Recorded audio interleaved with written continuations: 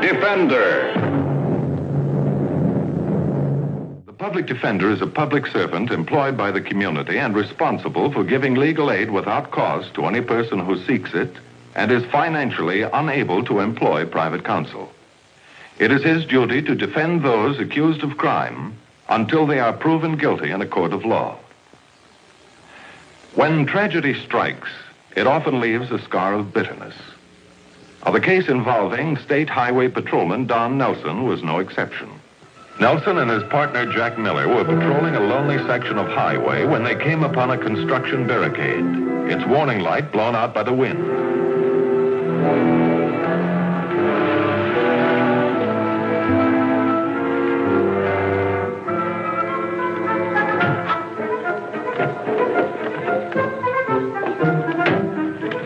Good thing we got this. Yeah. Got a match? No, I'll get one out of the car.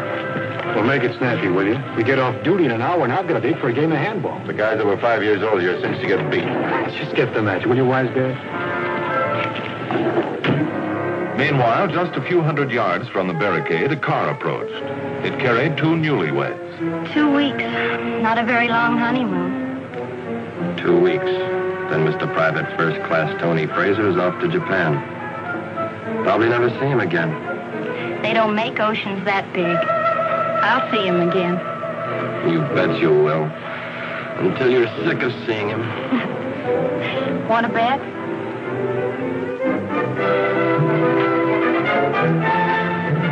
Come on, Jack!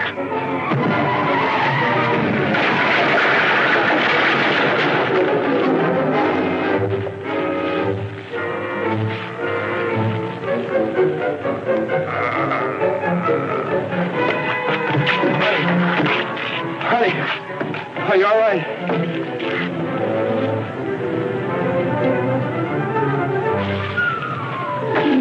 She hurt? I don't know. I'll call for your ambulance.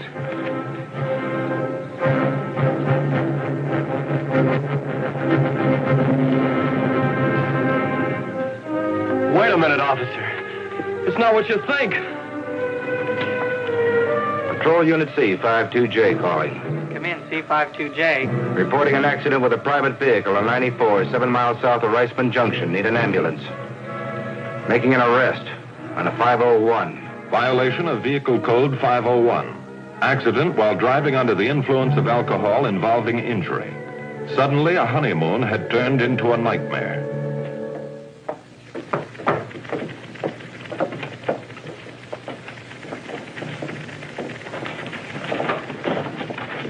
That highway patrolman. Is he better? He died an hour ago.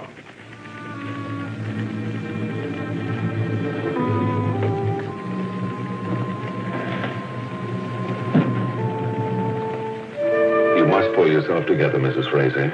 We have a lot of work to do. The man's dead. I killed him. Don't I deserve whatever happens to me? Then you were driving under the influence of alcohol. What? Don't you understand the charge that's been brought against you? The patrolman who witnessed the accident says that you were drunk. But that isn't true. I don't drink. I never have. His report states there was a strong odor of alcohol in the car. There was a bottle that had The been... brandy. It must have been broken in the crash. But we hadn't been drinking it. What were you doing with it? It was a present from Maggie. And who's Maggie? She's my grandmother.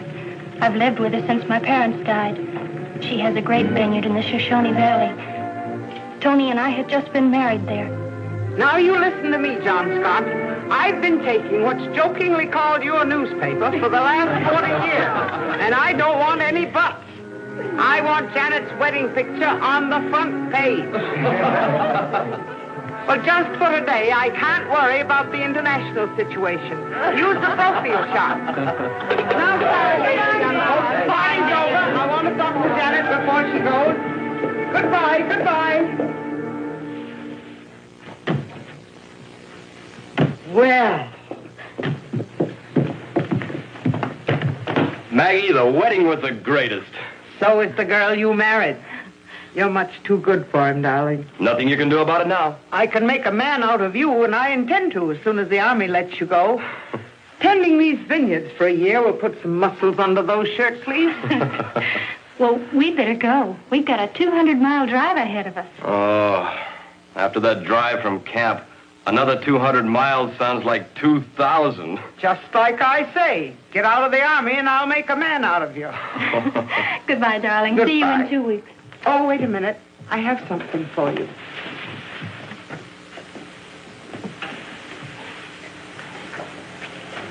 This brandy was bottled almost 100 years ago. My grandfather gave it to my mother as a wedding gift. He had made it from the first fruit on his land after he came to America. It's been handed down to each bride in the family. Your mother had it last.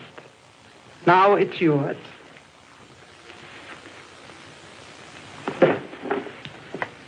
You know what, Maggie? You're a pretty nice egg at that. Go on.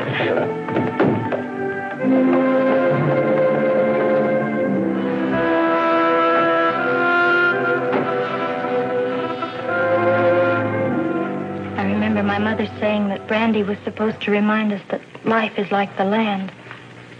You only get out of it what you put in it. For the others, it represented life, but it'll always remind me of death. Mr. Matthews, I'm all Maggie has. You've got to promise me that you won't tell her anything about this. If that's the way you want it, Janet. Janet Fraser had been convincing, but that wasn't anything a lawyer could carry before a jury. Proof of her innocence was needed.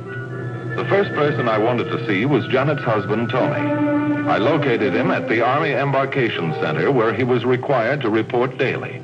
Then there definitely had been no drinking the day of the wedding. No, sir. Mr. Matthews, I've known Janet all my life. I even went to grammar school with her. I remember when I used to dip her pigtails into the inkwell. She's never done anything bad in her life. What happened wasn't her fault. All right, Tony. Then we'll keep on trying to find out what did happen. Well, what do you intend to do? First of all, I'd like to talk to the highway patrolman who was there when the accident occurred. I only wish there was some way we could make him understand that it wasn't Janet's fault. He seems to hate her so. Maybe that's natural, Tony. You see, the patrolman who was killed was his best friend.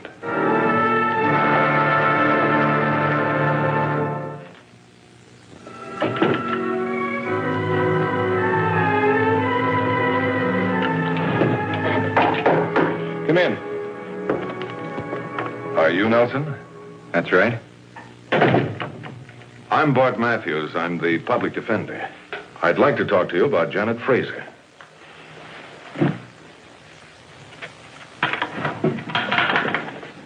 Going on a trip? Just packing Miller's things, sending him to his mother. Oh, I'm sorry. Why be sorry?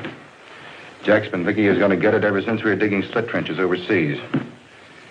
You know, it's funny. Where we were, lead was flying like hail, but it took some boozed-up dame to drop him. There are two sides to the case, Nelson. Sure, yours and your law books looking for loopholes, and Jack's just buried. You two were very close friends, weren't you? When I say yes, you'll say I know how you feel. That'll make everything just dandy. Now, just a minute, Nelson. Let's understand one another. I came over here to talk about my client. That's no reason for you to boil over on me. There's every reason. You're trying to get her off, aren't you? Only if she's innocent. That's my job. Then bow out, mister. Because I'm the guy that was there, remember? Yes, I know.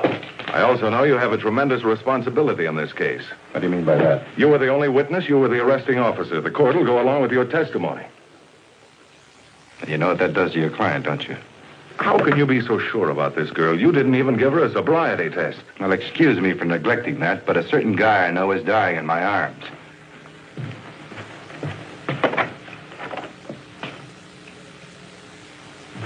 Look, Matthews, let's get one thing straight. You're not going to get any help from me. I'm on the other side, remember? I've been reading up on you, Nelson.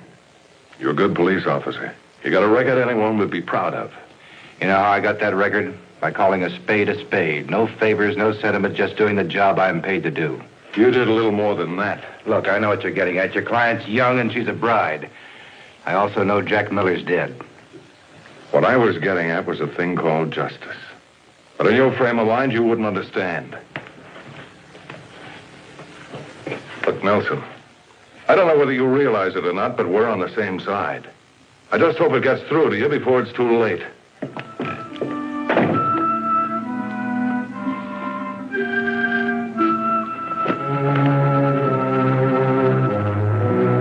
Faced with such damaging testimony from the arresting officer, Janet Fraser's only chance was that some evidence could be produced to confirm her denial that she had been drinking. I didn't find it at the scene of the accident, but I was able to persuade Officer Nelson before he went on duty to meet me at the garage where Mrs. Fraser's car had been impounded. This is it. Now, just like the police said, that warning light was burning all right. I seen it when I picked up the wreck. And it's your contention that Janet Fraser should have seen the barricade and the patrolman? I don't think she could see nothing. I think she was blind, stinko, blotto. What makes you so sure? Well, when I come up the hall this heap away, the smell was so strong I nearly got a toot on. Yeah, just passing by. Well, there was supposed to have been a bottle of brandy in the car that was broken in the wreck. There was. It's all on the report.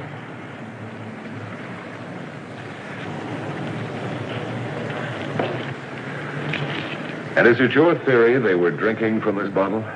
Could be. This bottle has never been opened. The seal hasn't been broken. So what? That could have been a spare. You know, I've been picking these messes up off the highways for, 15 years now. And every time I run into one of them boozers, the first thing he tells the cops is he's just taking this stuff somewheres. Yeah. Nobody ever drinks it. No, he just carries it to somebody else. That's right. They could have killed 3 bottles before the accident and thrown the empties out the window. Or stopped at any bar along the highway. Hey, then I got a flash for you. Here. I found these on the floor when I picked the car up. That joint's just 3 miles from where they plowed that there cop under. I have a day off on the 22nd. If I can be of any more help.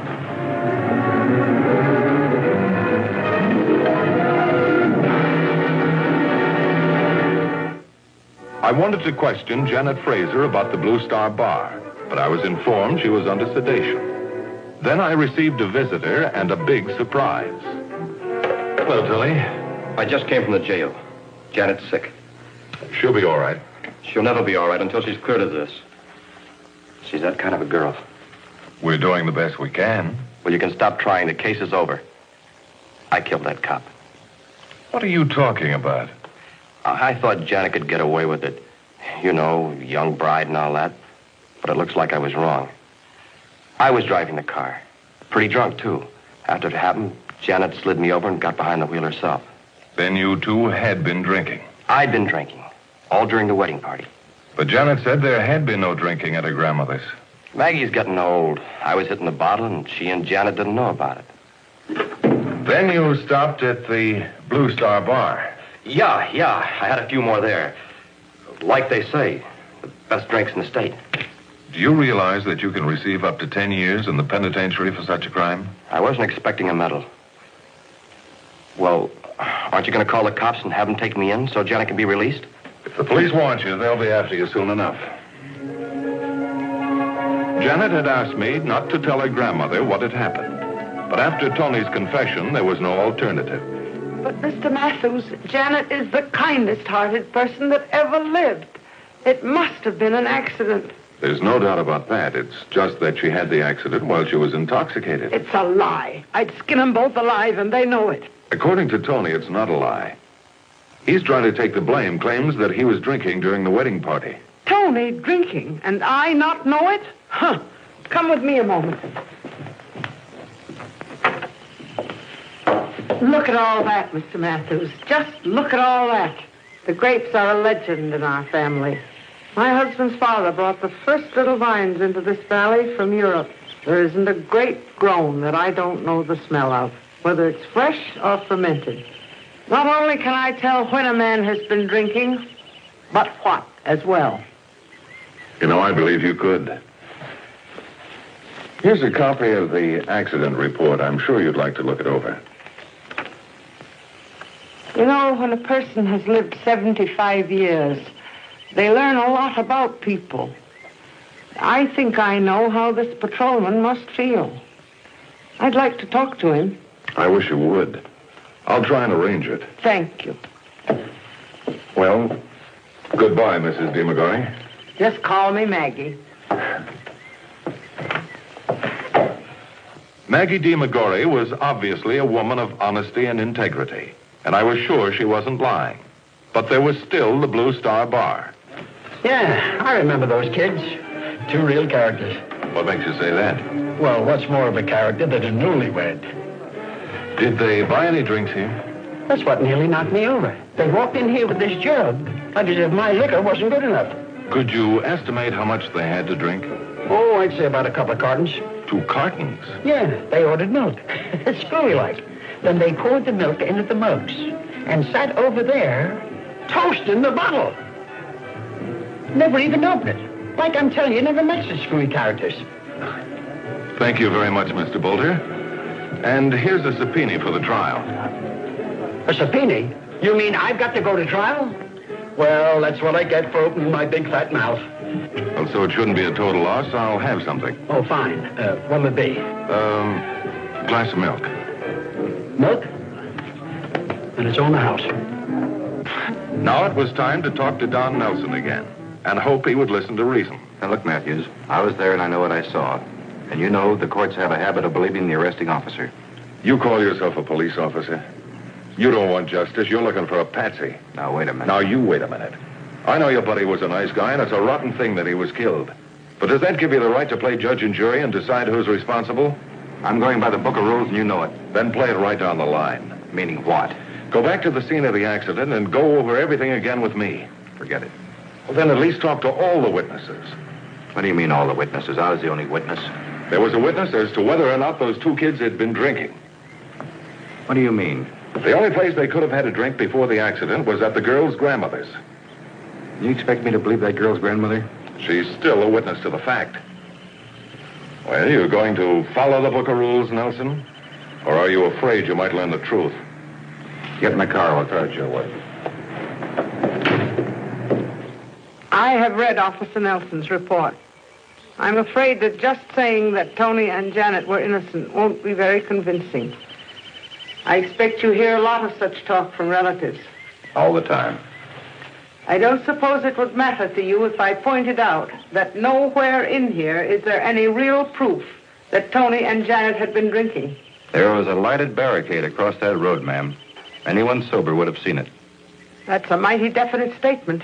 I'm sorry for you, ma'am, but a man has been killed. And he was a very good friend of yours. I think I understand. All you understand, ma'am, is that you've got a granddaughter who's in trouble. Maybe a few years ago, when I first entered the force, I would have been more inclined to listen to you. What difference do the years make? They mean I've seen it all, and I mean all of it. Hot rodders racing themselves to an early grave. Reckless drivers trying to see how many they can kill. And the nicest people in the world who get tanked up and try to make a deadly weapon out of their automobile.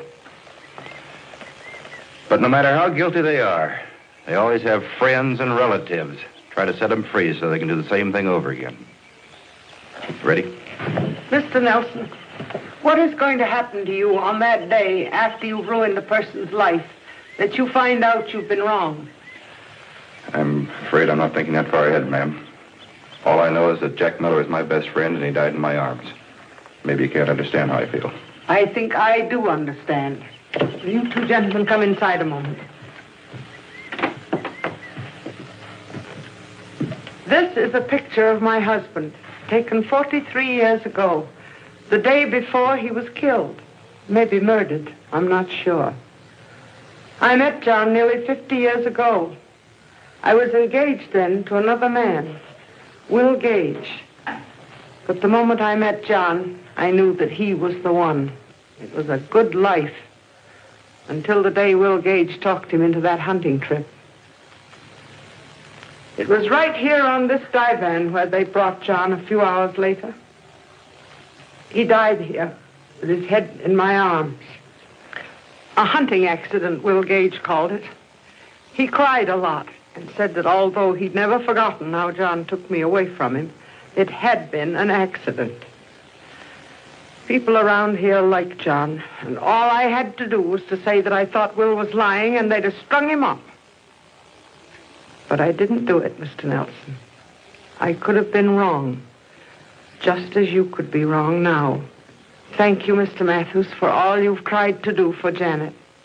And thank you, Mr. Nelson, for coming to listen to an old woman. Well, maybe I could be wrong. Goodbye, Mrs. DeMcGorry. Just call me Maggie.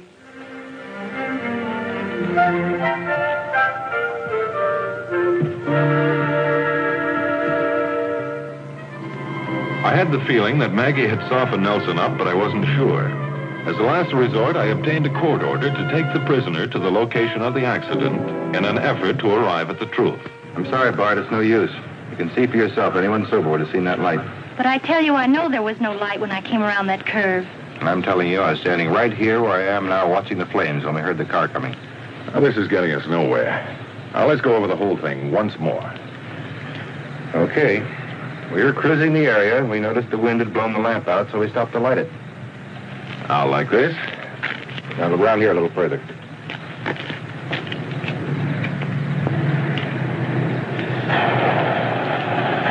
Are you sure it was lit before the accident? I'm positive. All right, and exactly what happened after that? We heard the car coming. Mrs. Fraser, would you mind showing me once more just where you were when you first saw the officer? Yes, sir. When we came around the curve, they just appeared out of nowhere. You can see the skid marks. All right, then what happened after that? I jumped. Jack didn't have a chance. Nelson, would you mind getting into your car and driving up to this point in the manner in which you think Mrs. Fraser drove? Not at all. Just think it'll prove anything.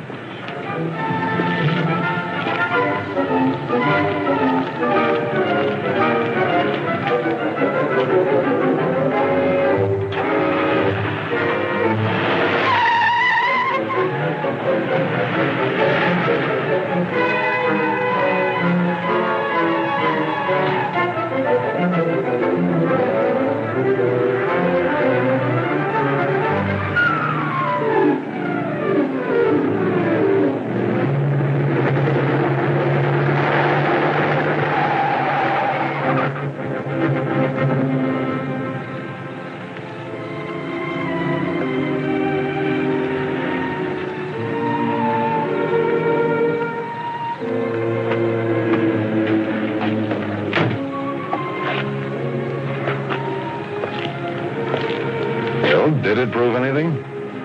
Proves Mrs. Fraser was right. She couldn't see that light. Nobody could. Miller was blocking it from her view. Now, being wrong is nothing to be ashamed of. Just as long as you're man enough to admit it. I'd kind of like to be the first one to tell her, Bart. Looks like she's already guessed.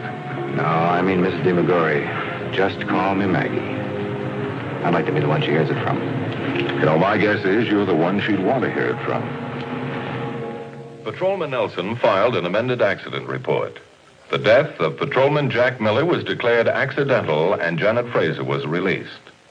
As for Patrolman Don Nelson, he was given a citation of merit for his diligence to duty in seeing that justice was done. The case you have just seen was brought to a fair and just conclusion through the efforts of a public defender.